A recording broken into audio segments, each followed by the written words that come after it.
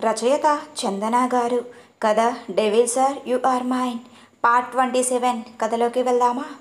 అన్నిటినీ నాకు దూరం చేసిన ఆ భగవంతుడు ఇంకా సంతోషం ఇవ్వాలని నన్ను ఇంకా ఆయువుతో ఉంచాడు అని కన్నీళ్లు పెడుతుంది జెస్సీ. ఇంట్లో సీసీ క్యామ్స్ కాకుండా బాల్కనీలో కూడా ఉంది. అవన్నీ రియాజ్ చూస్తాడు అని ఆలోచన లేదు. ఏదో కోల్పోయిన దానిలా ఉన్న ఆమె ఫేస్ను కింద నుంచే ఒకరు చూస్తారు. ఆ వెంటనే ఒక కాల్ ఓ వ్యక్తికి పోతుంది. తను సేఫ్గా ఉంది, బట్ ఏడుస్తుంది అని. ఆ ఏడుపు ఎవరి కోసమో తెలుసు కనుక ఫోన్లోనే జెస్సీ కోసం బాధపడుతూ దిగులుగా మారుతాడు అతడు. భయ్యా, బాబీని చూస్తుంటే బాధగా ఉంది, తొందరగా వచ్చేయి రాదు అంటాడు. జెస్సీని చూస్తున్న వ్యక్తి త్వరలోనే అన్ని పనులు ముగించుకొని వచ్చేస్తాను, దాన్ని చంకలో పెట్టుకొని తీసుకుపోతాను అంటాడు. సరే అని ఫోన్ కట్ చేస్తాడు. ఆ రోజంతా ఎదురు చూసిన రియాజ్ నుంచి కాల్ రాదు. అందని దానికోసం ఆశపడడం చాలా పెద్ద తప్పు. అందుకే నా జీవితం ఇలా అయ్యింది. మనసులోనే ఏడ్చుకుంటూ 8 గంటల వరకు అక్కడే ఉంటుంది జెస్సీ. డిన్నర్ టైం అయినా కిందకి రాని జెస్సీ కోసం అహల్య కాల్ చేస్తుంది. ఫోన్ సౌండ్కు కళ్ళు తుడుచుకొని తమ రూమ్లోకి వచ్చి అహల్య నెంబర్ చూసి లిఫ్ట్ చేసి, చెప్పండి అత్తయ్య గారు అంటుంది. టైం అవుతుంది, డిన్నర్ చెయ్యవా, కిందకి రా అని పిలుస్తారు ఆవిడ. ఆకలి లేకపోయినా ఎంత బాధ ఉన్నా సరే వాళ్ళ అత్తింటి వాళ్ళ ముందు బయటపడకూడదు అనుకుని ఫ్రెష్ అయి మామూలు చుడీదార్లో కిందకి వెళ్తుంది. అది కష్టం మీద ఒక రోటీ తిని అహల్యాని రియాజ్ కోసం అడగాలని ఉన్నా ఎందుకో భయం, కానీ తప్పదు. నైట్ వెళ్ళిన వారికి ఒక్కసారి కూడా నేను గుర్తుకు రాలేదా అన్నది ఆమె ప్రశ్న. చేతుల్లో చున్నీని నలుపుకుంటున్న జెస్సీ భావం అర్థమై కన్నా కాల్ చేశాడు.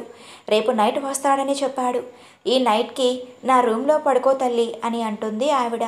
వద్దత్తయ్య, నాకేం భయం లేదు, మా రూమ్లో పడుకుంటాను, మీరు ట్యాబ్లెట్స్ వేసుకోండి అని భారమైన హృదయంతో పైకి వెళ్తుంది జెస్సీ. వెళ్తున్న తననే చూస్తూ ఉండిపోతుంది అహల్య. కొన్ని జీవితాలను దేవుడు ఇష్టంగా రాస్తాడు, మరికొందరివి ఎందుకు అంత కష్టంగా బాధతో కన్నీళ్లతో బ్రతకమని రాస్తాడు. అందులో నేనే ఎగ్జాంపుల్ అని అనుకుంటూ అలా పైకి వెళ్తుంది. పైకి వెళ్ళి ఉయ్యాల్లో కూర్చుంటుంది జెస్సీ. ఆమె ఆలోచనల్లో తన జీవితంలో జరిగిన చేదు సంఘటనల వైపుకు వెళ్తుంటాయి. జరిగిన ఒక్కొక్కటిగా గుర్తు చేసి వస్తుంటే కన్నీళ్లు చెంపలు జారిపోతాయి. అక్కడే ఉన్న ఊయలలో ఆలోచిస్తూ ఆమె పడుకుండిపోతుంది. ఏడ్చిన తన మనసు అస్సలు అలుపన్నదే రాదు. అర్ధరాత్రి సమయం. అంత పెద్ద బిజినెస్ మ్యాన్ ఇంట్లో సీసీ క్యామ్స్ అన్నీ బంద్ అవుతాయి. సడన్గా పవర్ పోతుంది. ఇన్వర్టర్ కూడా ఆఫ్లో ఉంటుంది. వెనుక గేటు నుంచి ఎవరో ఇంట్లోకి వస్తుంటారు. 6 అడుగుల ఎత్తులో చాలా అందంగా ఉంటాడు. టీషర్ట్ జీన్స్లో పైన హుడీ వేసుకొని ఫేస్ కూడా కవర్ చేసుకొని చాలా సేఫ్టీగా, చూస్తే పోలీసులకు ఉండే బాడీ పవర్, పర్సనాలిటీ అతనికి ఉంటుంది. అంత నిశ్శబ్దంగా ఉన్న ఇంట్లో అతని కాలి షూ చప్పుడు కాకుండా పైప్స్ పట్టుకొని 3 ఫ్లోర్లు ఎక్కుతాడు. అతనికి అలవాటే కదా అలాంటివి. ఎప్పుడో నేర్చుకున్న ఫిట్నెస్ ఎక్సర్సైజ్ ఇప్పటికీ యూజ్ అవుతున్నాయి. 4వ ఫ్లోర్ వచ్చేసరికి చీకటిలో బెక్కుతుందో కనిపిస్తుంది జెస్సీ. ఆమెను చూసి లోపలికి బాల్కనీలోకి జంప్ చేశాడు. ఆ సౌండ్కు ఆమెకు మెలకువ రాదు. తనతో వచ్చిన టార్చ్ ఆన్ చేసి ఆ ముద్ద మనోహరమైన మోమిని చూస్తాడు. ఏడ్చి ఉబ్బిన కళ్ళు చూసి మనసు భారమవుతుంది. నా బంగారం, సారీరా, నిన్ను ఎప్పటికీ చేరుకోలేను, ఇద్దరి మధ్య చెప్పలేని అడ్డకట్టు వేశారు అని తన తల మీద నెమిరి జుట్టుపై కిస్ చేస్తాడు. అతని స్పర్శన నిద్రలో కూడా గుర్తుపట్టినట్లు ఆమె ముఖం ప్రశాంతంగా మారుతుంది. అతన్ని కరుచుకుపోతుంది. అతను ఏడుపులో కూడా చాలా అందంగా ఉంది. తనని చూసి ఎన్ని ఏళ్ళు అయినా నీ అందం చెదరకూడదు బంగారం అని ఆమెను 2 చేతులతో ఎత్తుకొని లోపలికి తీసుకువస్తాడు. ఆ ఇడియట్ నిన్ను వదిలేసి వాడి లవర్ కోసం వెళ్ళాడు ఎదవా అని అర్జున్ రియాజ్ని తిట్టుకుంటాడు. అసలు ఏమనుకుంటున్నాడు?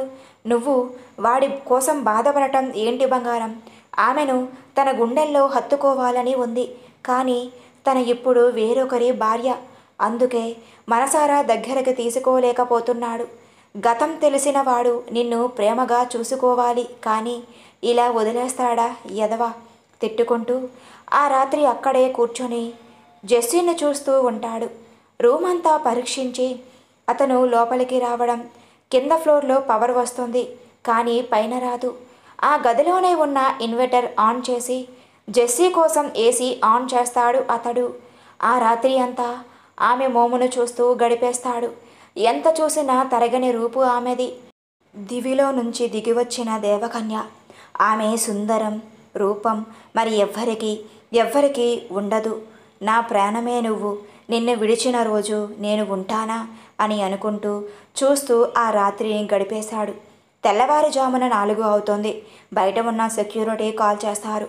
భయ్య, టైం అవుతుంది, బయటికి రా అని అంటారు భయంగా. ఇష్టం లేకపోయినా ఆమెను వదలడం కష్టంగా వదులుతూ ఆమె చేతిని అభిమానంగా ముద్దు ఇచ్చి ఒకసారి కల్లారా చూసుకొని బయటికి వచ్చేస్తాడు. ఇప్పుడు 4వ ఫ్లోర్ పై నుంచి జంప్ చేసి సేఫ్గా కిందకి ల్యాండ్ అవుతాడు. ఒక్కసారి జెస్సీని చూసి బయటికి జంప్ చేస్తాడు. నెక్స్ట్ మినిట్ పవర్ వచ్చి అన్ని కెమెరాలు ఆన్ అవుతాయి. ఢిల్లీలో ఆ రాత్రి తర్వాత కాశీలో జరిగే ఘోరం తెలియదు ఆరవ్కి. తన ఆశీతో సంతోషంగా ఉంటాడు. అలసిన ఆమె మోము చూస్తూ గడిపేస్తాడు. ఆరవ్ తనతో ఎన్నో మాట్లాడాలని ఉన్నా తను పడుకునేసరికి అనుకున్న టెన్స్లో నిద్ర రాదు. మధ్య రాత్రికి మెలకువ వస్తుంది ఆశీకి. అతని గుండెల్లో ముద్దుగా ముడుచుకొని పడుకుంటుంది. ఆమె కదలగానే ఏమైంది అని కంగారుగా ఆమెను ఇంకా గుండెల్లోకి అదుముకుంటాడు. కుక్క పిల్లలా ముడుచుకున్న ఆశి నవ్వుకొని ఊ అని అంటుంది. కుక్క పిల్లలు లేచిందా? సన్నగా నవ్వుతూ అడుగుతాడు ఆరవ్. ఆవ్ లేచింది, నిన్ను కరుస్తుంది అని బౌ బౌ అని అరుస్తూ ఆరవ్ బొగ్గ కొరుకుతుంది. సన్నగా నవ్వుతూ రాక్షసి అని ఆమె వేలు నోట్లో పెట్టుకొని కొరుకుతాడు ఆరవ్. హా ఆ అమ్మీ అని రాగం అందుకుంటుంది. రుకో రుకో ఆశీ బేటి అని చెంపనిమిరి చాక్లెట్ కావాలా అని అడుగుతాడు. నహి అని సిగ్గుపడుతుంది. ఆమె సిగ్గులు అర్థమై ఈ టైంలో లిప్ కిస్సులు బాగోవు ఆశి అనగానే అతని గుండెలపై చిరు దెబ్బలు వేసి తానే ఇద్దరి పెదవులు జత చేస్తుంది. 2 నిమిషాలు వదిలి కన్నీళ్లతో ఆరవ్ని చూస్తుంది. కంగారు పడి కళ్ళు తుడిచి ఏమైందిరా, నొప్పిగా ఉందా లాలనగా అడుగుతాడు. ఊహు లేదు, లోపల బాధగా ఉంది అని గుండెలపై వేలు పెట్టి చూపిస్తుంది. ఆమె బాధ అర్థమై తగ్గిపోతుంది మా తలనిమిరి గుండెలకు హత్తుకుంటాడు. నీకు నా వల్ల ఏ కోరిక తీరలేదు, కనీసం నాతో గడిపే ఒక్క క్షణం అని ఆమె అంటుంటే ఆమె నోరు చేతులతో మూసి నా బంగారం రా, నువ్వు చిట్టిదానివి, నీతో కలిసి ఉంటే చాలు. ఇద్దరి మధ్యన కేవలం సెక్స్ ఉంటేనే ప్రేమ ఉన్నట్టు కాదు. ఒకరిపై ఒకరు ప్రేమను మనసులో చూపించవచ్చు, చేతుల్లో కూడా. నీతో నీ పక్కన ఉంటే అదే చాలు ఆశి, ఇంకేం వద్దు అని చెప్తూ తల నిమురుతాడు. నా ఆఖరి కోరిక తీరుస్తావా ఆరవ్ అని అడుగుతుంది ఆరుషి. ఆమె అంటున్న ఆ మాటకే అతడి ప్రాణం పోతుంది. ఆశి, నీకేం కాదురా, ప్లాంటేషన్ సక్సెస్ అవుతుంది, ఓకేనా? ఇంకెప్పుడు ఇలా మాట్లాడకు అని సీరియస్ అవుతాడు. మనసులో మాత్రం భయం అలాగే ఉంటుంది. తనకు ఇంతవరకు ఏది సెట్ కాలేదు, క్యూర్ అవుతుంది అన్న ఆశ కూడా లేదు. కానీ మయూక ఇచ్చిన చిన్న హోప్ వల్ల కంట్రోల్ చేసుకుంటున్నాడు. ఆశి తలనెమరి నుదుటిన ముద్దు ఇచ్చి ఆఖరి అన్న పదం నీ నోటి నుంచి రావద్దు అని అంటాడు ఆరవ్. అలా రాకుండా ఉండాలి అంటే నువ్వు ఒకటి చెయ్యాలి అని అంటుంది ఆశి బెట్టుగా. ఏంటది? రోజు అడిగేదే. నువ్వు మ్యారేజ్ చేసుకున్న తనతో హ్యాపీగా ఉండాలి అంటే ఒక బేబీని కని నాకు చూపించాలి. స్పెర్మ్ యూజ్ చేయడం కాదు, నీకు నువ్వుగా నీ ప్రేమతో తనకు దగ్గరై కని ఇవ్వాలి అని అంటుంది ఆరుషి. ఆశి వైపు చూస్తాడు ఆరవ్. నువ్వు ఎలా చూసినా నో యూజ్ అని అంటుంది. తన తల మీద చిన్నగా మెట్టి సరే అంటాడు. అంతే, అమిత ఆనందంగా అతని గుండెల్లో ఒదిగిపోతుంది Arushi. Please like and subscribe for more videos. Thank you for watching. Story ఎలా ఉందో కామెంట్ చేయండి.